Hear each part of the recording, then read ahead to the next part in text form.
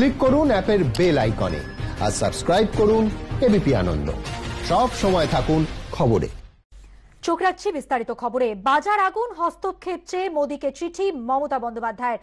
অত্যাবশ্যকীয় পণ্যের তালিকায় বাদ পড়েছে আলু, পেঁয়াজ।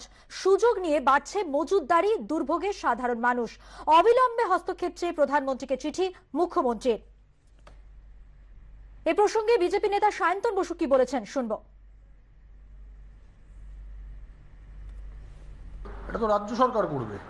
কৃষক আলু বিক্রি করছে 5 টাকায়, আর সেই আলু কলকাতাতে গতকাল বিক্রি হয়েছে 50 টাকায়। 45 টাকার যে প্রফিট মার্জিন, এটা তো মুনাফাখোররা নিয়েছে। চলতি বাংলায় বলে ফোড়ে, আর তৃণমূলের বাংলায় বলে দালাল। তারা সেই 45 টাকা প্রফিটের মধ্যে 25 টাকা কালীঘাট প্রাইভেট লিমিটেডের কাছে পাঠিয়েছে, বাকি 20 টাকা নিজেদের প্রফিট রেখেছে। এটা বন্ধ করবে মুখ্যমন্ত্রীর সরকার, বন্ধ করবেন টাস্ক ফোর্স।